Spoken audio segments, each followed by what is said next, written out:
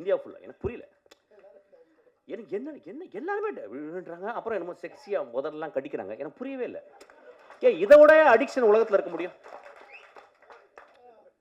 எனக்கு புரியல. ஒரு அழகான பெண், என் மகள் அவ, யாரோ ஒருத்தி அழகு லட்சணமாக இருக்கா.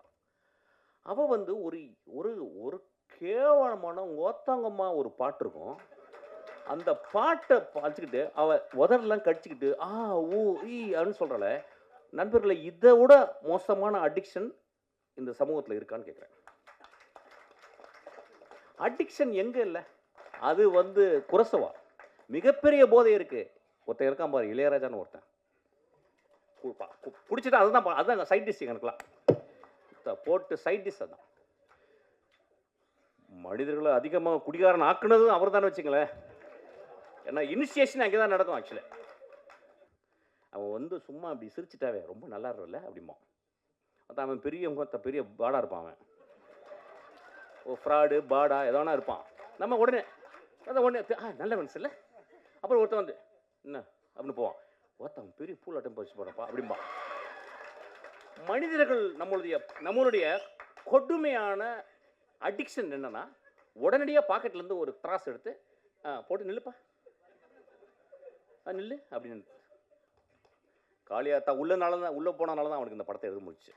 அவன் ஈஸியாக அப்படியே வந்து ஒரு படத்தை எடுத்து நீளம் போனச்சுன்னா மச்சான் ஒரு ஆட்டம் ஆடிட்டு ஒரு மொத்தம் அப்படி பண்ண படம் நான் ஓடிடுமே. அவன் ஏன் கஷ்டப்படுறேன்னு சொல்கிறான். நான் கஷ்டப்பட்டு படம் எடுக்கிறேன், கஷ்டப்பட்டு படம் எடுறான் மயிறு மொத்தம். நம்ம அதுதான் வந்திருக்கோம். மொத்தம்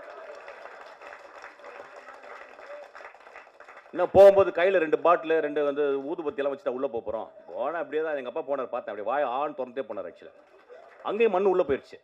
ரைட்டு. அங்கேயும் போகும்போது கத்துறான் எங்கள் அப்பா. நண்பர்களே, சினிமா ரொம்ப ரொம்ப அவசியம். தம்பி அழுகுனவனே அவன் அழுது கட்டுறான் அப்படின்னு. ஓத்தா எனக்கு ஏதாவது வச்சு உமான வாயில் பிடிக்கும் போல. சமூகம் எப்படி இருக்கு பாருங்க. அதாவது இன்ஸ்டாகிராம திறந்தா நடிக்கிறான். என்ன புரியலையா? ஒரு ஆர்டிஸ்ட் பாருங்க, அவனை அந்த படம் இதுக்காகவே பாருங்க. ஏன் அந்த பாப்பாவையும் சோமசுந்தரத்தையும் பார்க்கணும்? அஞ்சனால அவங்க பேரு.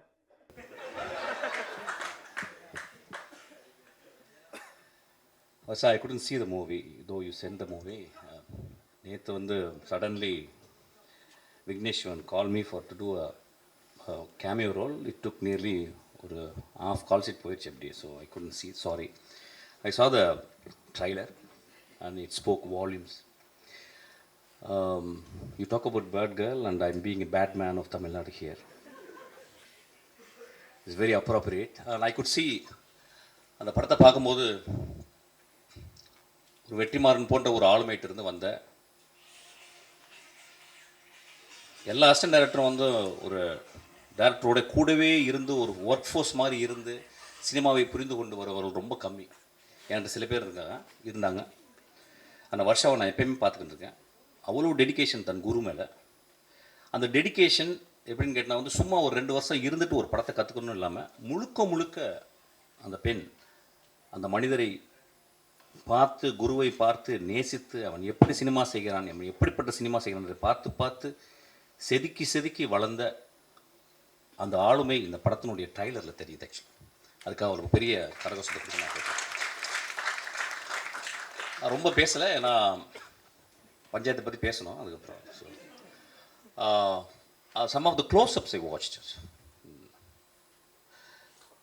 நிறைய பேருக்கு க்ளோஸ்அப்ஸ் வந்து ரொம்ப கஷ்டமான டிவைஸ். மணிஷ் சார் சொல்லியிருக்காரு வந்து ஒரு 10-15 இயர்ஸ் இருந்தால் கூட director cannot understand where to keep a closeup அப்படின்றது. தெர் ஆர் பியூட்டிஃபுல் க்ளோஸ்அப்ஸ் அந்த ட்ரைலர்லாம் பார்த்தேன். ரொம்ப அழகான க்ளோஸ்அப்ஸ். அந்த பாப்பா கண் ரொம்ப அழகாக இருந்துச்சு. ரொம்ப அழகாக இருந்துச்சு. அந்த படத்தை பார்க்கும்போது தெரிஞ்சுது அது வீர் அடிச்சுக்கிட்டு என்னை மாதிரி தான் நினைக்கிறேன் ஆக்சுவலாக. ஸோ நான் வாழ்த்துறேன். இந்த படம் நிச்சயமாக நல்லாயிருக்கும், எல்லாருக்கும் பிடிக்கும். இந்த மாதிரி படங்கள் தான் வரணும்.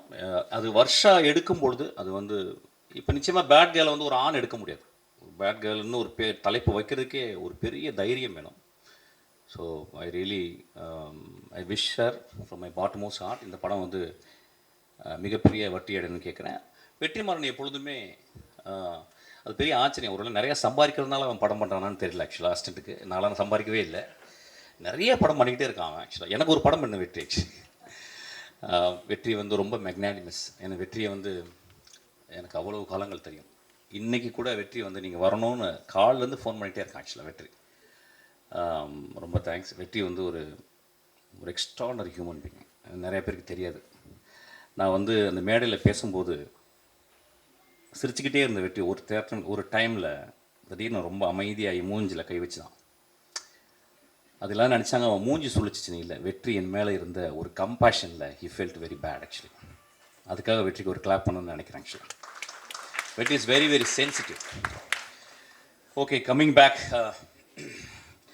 சாரி கேட்கணுமா, பகிரங்க மன்னிப்பு கேட்கணும்னு வந்திருக்கேன்னா,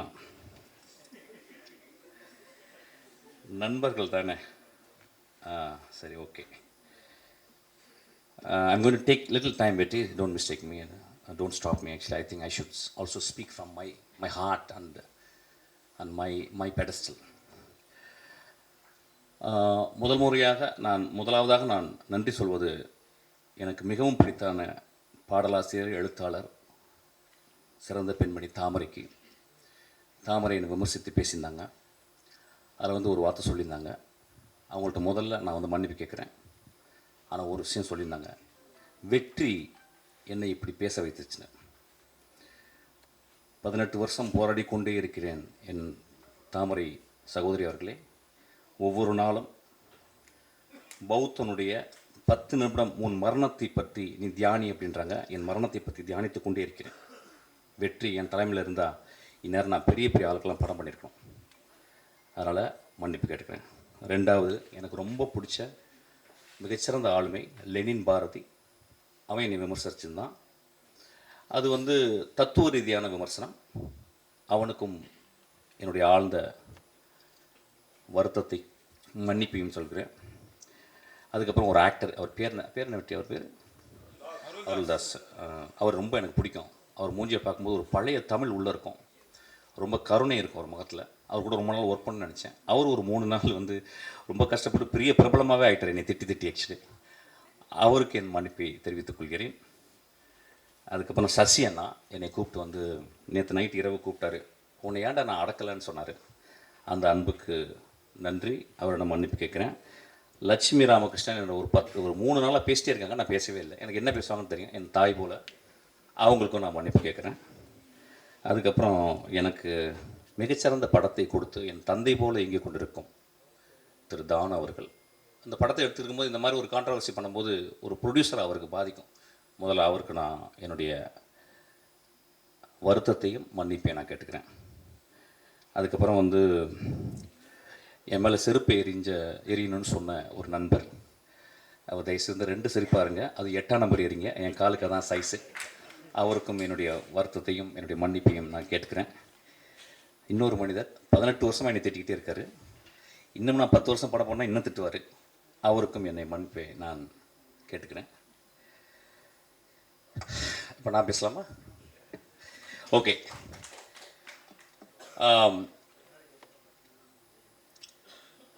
ஃப்ராய்டு வந்து ஜோக்ஸ் அண்ட் அன்கான்ஷியஸ்னு ஒரு புக் எழுதியிருக்கார்.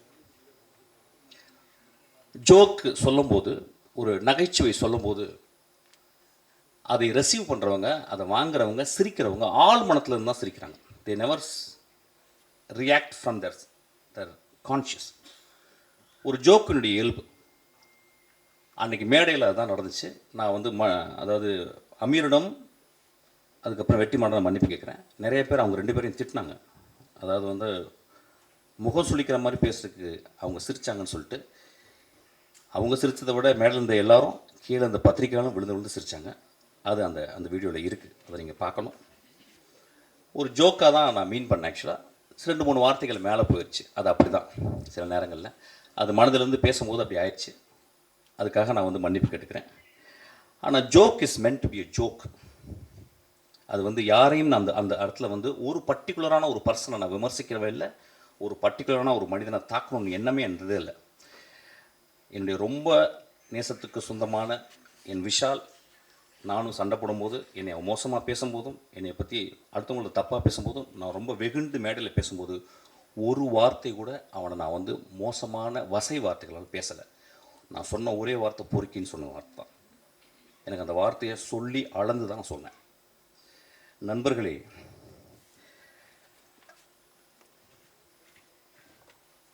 மேடையில் அந்த சொன்னாங்க, என்ன சொன்னாங்கன்னா, ஒரு மேடையில் பேசுறதுக்கு நாகரிகம் வேணும்னு சொன்னாங்க. நண்பர்களே,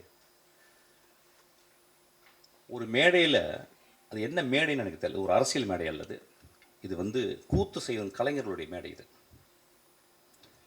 அந்த கூத்து கலைஞர்கள் வந்து கிராமங்களில் போனீங்கன்னா வள்ளி திருமணம் நிறைய நாடகங்களில் பார்த்தீங்கன்னா, அந்த நாடகத்தில் ஒரு 12 மணிக்கு ஒரு பப்பனும் ஒரு டான்ஸ்காரியும் வந்து பேசுவாங்க. அது தமிழகம் முழுதும் தெரியும். அது ரொம்ப நாக்கூசுற வார்த்தைகள் பேசுவாங்க. அது ஏன்னா அது ஒரு மக்களுக்கு அது ஒரு விதமான ஒரு வெளிப்பாடு, அது ஒரு விதமான நகைச்சுவை. அந்த நகைச்சுவையின் அடிப்படையில் தான் அன்றைக்கி நான் பேசினேன். ஆக்சுவலாக யாரையும் புண்படுத்தணும்னு பேசவே இல்லை. ஏன்னா ஒரு படத்தினுடைய விழாக்கு வந்திருக்கேன், அந்த படத்தை பற்றி நான் பேசணும். அந்த படம் என் ஆன்மாவுக்குள்ளே சென்றுச்சு. அந்த படம் பெருசாக ஓடிச்சுன்னா கூட எனக்கு தெரியல. இப்போ அந்த படத்தினுடைய நடிகர்கள், அந்த படத்தினுடைய இயக்குனர், அந்த படத்தை தயாரித்தவர்கள் வந்து அவ்வளோ அழகான விஷயம் பண்ணியிருக்காங்க. அதை பேசணும்னு நினச்சேன். அதை பேசுறதுக்கு வந்து இந்த படம் நல்லா இருக்கு, இந்த படம் இப்படி இருந்தால் நல்லா இருக்கும்னு நான் பேசல. என் மனதில் ஆழத்திலிருந்து தான் பேசினேன்.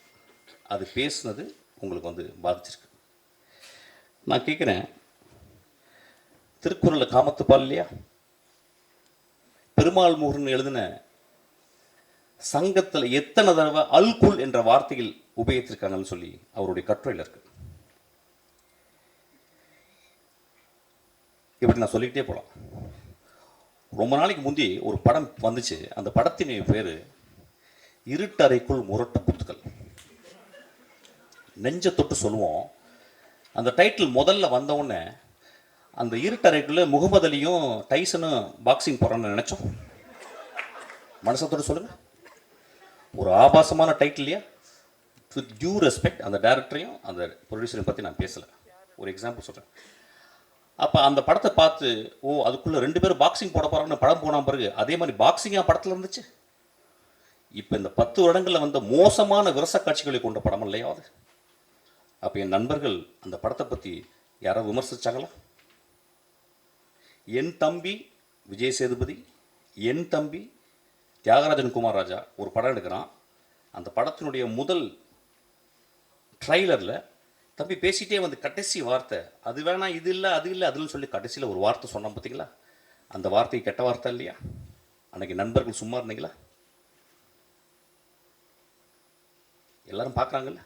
3 நாட்கள் என்ன கிட்டத்தட்ட 300-500 பேர் எனக்கு ஃபோன் பண்ணாங்க. நண்பர்களே, பெண்கள் ஃபோன் பண்ணாங்க நிறைய பேர். பத்திரமா இருங்க அப்படின்னாங்க. ஐயா, என்னை பற்றி நீங்கள் சொல்லணும்னா என்னுடைய படங்களை பார்த்து சொல்லணும். என்னை பற்றி சொல்லணும்னா வெற்றிமாறன் இன்னைக்கு அழைச்சிருக்கான்ல, அவன்கிட்ட கேளுங்க. என்னை பற்றி உங்களுக்கு தெரியும்னா என் தந்தை போல் ஒருத்தர் உட்கார்ந்துருக்கார் பாருங்க, அவர்கிட்ட கேளுங்க. நீங்கள் நேராக வந்து என்கிட்ட ஃபோன் பண்ணி திட்டலாம், பேசலாம். எவ்வளவு 3 நாட்கள் எல்லா தொலைக்காட்சியில் நான் தான் இருந்தேன். என் படங்கள் நல்ல படங்கள் இல்லையா? என் படங்களில் சமூக கருத்து சொல்லலையா? என் படங்கள் பேரன்பு இல்லையா? நான் வந்து உடனே ஒரு பெரிய ஒரு ஆக்டர்கிட்ட போய் கதை சொல்லி நான் பெருசாக வின் பண்ண நினைக்கலையா? நான் கமல் சார்கிட்ட போயிட்டு திரும்பி வந்துட்டேன். ரஜினி சாருக்கு எனக்கு சொல்ல வாய்ப்பு கிடைச்சிது, நான் சொல்லாமல் வந்துட்டேன். படங்களை நேசிப்பவன் இல்லையா? படங்களையும் மனிதர்களையும் மனித இனங்களையும் பிராணிகளையும் இயற்கையும் நேசிப்பவன் ஐயா நான். எனக்கு நீங்கள் சொல்கிறீங்க வந்து ஆபாசமாக எடுக்கிறேன்னு சொல்லிட்டு. பிசாசு 2ல என் குழந்தை ஆண்ட்ரியா அவர்கிட்ட கதை சொன்னேன். அதில் ஒரு தாய்க்குள்ள பேய். அப்போ சொன்ன அந்த பேய் நிறைய விரசமாக இருக்கிறான், அதுக்கு வந்து நிறையா நிர்வாண காட்சிகள் தேவைம்மா, நடிக்க முடியுமான்னு கேட்டேன். அவன் அந்த கதையை கேட்டு சொன்னான், நடிக்கிறேன் ஐயான்னா. நான் என்ன பண்ணேன், அதுக்கு ஒரு ஃபோட்டோ ஷூட் பண்ணேன். அந்த ஃபோட்டோ ஷூட்டு ஒரு பெண்ணால் எடுக்கப்பட்ட ஒரு ஃபோட்டோ ஷூட் ரெடி ஆயிடுச்சு. என்னுடைய அசிஸ்டன்ட் டைரக்டர் ஈஸ்வரி அனுப்புகிறேன், நானும் உள்ளே இருக்கேன். அவள் அந்த பெண் அந்த அந்த அந்த அந்த மிகச்சிறந்த ஆக்ட்ரஸ், அவள் மிகச்சிறந்த ஆளுமை. அவள் என்ன பண்ணா, என் நம்பிக்கையில், என் கதை மேலே இந்த நம்பிக்கையில் அவள் அந்த ரூமில் போயிட்டு அவள் நிர்வாணமாக வெளியே வர வேண்டியது. நான் அவள் வீட்டு வெளியே போயிட்டு சிகரெட் பிடிச்சிட்டு நான் அப்படியே ஆஃபீஸ்க்கு வந்துட்டேன். அவள் ஃபோன் பண்ணி எங்கே சார் இருக்கீங்க கேட்டான். நான் சொன்னேன், அம்மா உன் நிர்வாணத்தை நான் காட்டி என் படத்தில் நான் காட்டி என் படம் ஓஹோன்னு பெரிய பேர் வாங்கலாம், நான் ஒரு பெரிய பெட்ரோ ஆல்பனர் மாதிரி நான் ஒரு பெரிய பேர் வாங்கிடலாமா? ஆனால் உன்னுடைய நிர்வாணத்தை காட்டி நான் என் படத்தில் காட்டினேன்னா, போஸ்டரில் காட்டினேன்னா, அதை பார்க்கும் இளைஞர் நான் பார்த்த பார்வை மாதிரி ஒரு இலக்கியமாக அந்த திரைப்படத்தை பார்ப்பாங்களா, விரசமதமாக பார்ப்பாங்க. அந்த காட்சி வேணான்னு சொல்லிட்டு வந்தீங்க. அந்த காட்சி நான் ஒரு ஃபோட்டோ எடுத்தாந்து நான் போஸ்டரில் போட்டிருந்தா இந்நேரம் அந்த படம் ரிலீஸ் ஆகிருக்கும். 2 வருடம் அந்த படம் வந்து கேனில் இருக்குது. அந்த படத்தை பார்த்த ஒரு மனுஷன் வெற்றிமாறன் உட்காந்துருக்கான். அதை பார்த்துட்டு சாயங்காலம் எனக்கு ஒரு மெசேஜ் பண்ணால், இந்த இரவு முழுதும் என்னால் பேச முடியாது, நான் காலையில் போன்றேன் மிஸ்கின் அப்படின்னு சொன்னான். அந்த குழந்தைக்கு, அந்த ஆன்ட்ரியா ஒரு மிகப்பெரிய அவார்டு இன்டர்நேஷ்னல் லெவலில் அவளுக்கு ரெக்கக்னிஷன் கிடச்சிருக்கும். அந்த படம் ஓடாமல் இருக்குது. நான் சினிமாவை நேசிப்பவன் இல்லையா, சினிமாவையும் சினிமா மேடையும் சினிமா மனிதர்களையும் நேசித்துக் கொண்டே இருக்கிறேன். எனக்கு அதை தவிர வேறு வேலையே கிடையாது. நான் ஓனாய் ஆட்டுக்குட்டி பண்ணேன். அது முதல் நாள் ரிலீஸ் ஆக விடலை, உங்களுக்கு தெரியாது. அன்றைக்கு மறுநாள் நைட்டு ரிலீஸ் ஆச்சு. 10 நாளுக்கு அப்புறம் அதை டிவி ரைட்ஸ் வாங்க வந்தாங்க.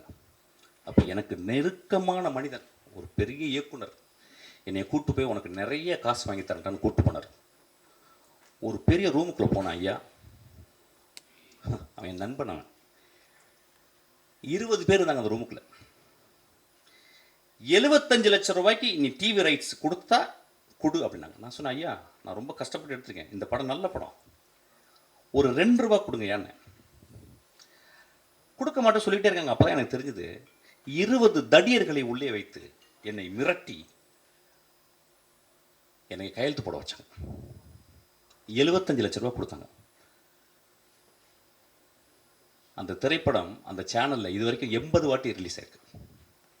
அந்த செக் எடுத்தாந்து அவங்கள்ட்ட நான் கிழிச்சு போட்டுட்டு சொன்னேன், ஐயா நான் சென்னைக்கு வரும்போது ஒரு வெள்ளை பேப்பரும் ஒரு பென்சில் தான் எடுத்துகிட்டு வந்தேன், அவ்வளோ வறுமையான குடும்பத்துலேருந்து வந்தேன், நான் கஷ்டப்பட்டு திரும்பி வருவேன், நான் கஷ்டப்பட்டு இந்த மேடையில் நடிச்சிருக்கேன் இன்னும். அதில் 4 பேர் இறந்து போயிட்டாங்க. அந்த எனக்கு துரோகம் செஞ்சாங்க அந்த மனுஷன், அவன் ஒரு பெரிய டைரக்டர் இருக்கான். ஒவ்வொரு தருணமும் நாம் துரோகத்தை அனுபவித்துக் கொண்டே இருக்கிறேன். எப்படி ஒரு சக மனிதனை பார்த்து என்னால் மோசமாக பேச முடியும்? பேசுறதுக்கு ரீசனா? பேச வேண்டிய கட்டாயம் ஐயா. ஒரு விழாவில் வந்து அந்த விழாவை நான் கூடி விற்கணும். எதுக்கு நான் கொட்டுக்காலிக்கு நேக்கடா நிற்கிறேன்னு சொன்னேன்? அப்படியாவது கவனத்தை ஈர்க்கணும்னு நினைக்கிறேன். இந்த படத்துக்கு நான் இப்போ பேசுறதுக்கு அந்த அப்படியாவது இந்த படத்தை கவனத்தை ஈர்க்கிறது பேச. எனக்கு அவ்வளோ புத்தகம், 40 வருஷம் புத்தகம் படிக்கிறதுக்கு எனக்கு டைமே இல்லை. 40 வருஷம் படிக்க வேண்டிய புத்தகம் இருக்கு.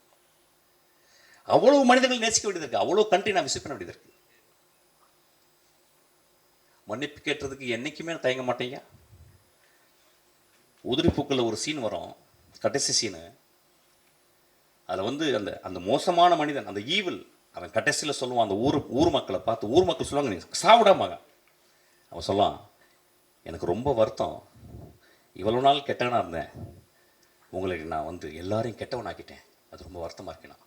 நண்பர்களே, நான் உங்கள் முன் மண்டியிட்டு மன்னிப்பு கேட்டு உங்களை எல்லாரும் நான் கடவுளாக்குகிறேன். நன்றி.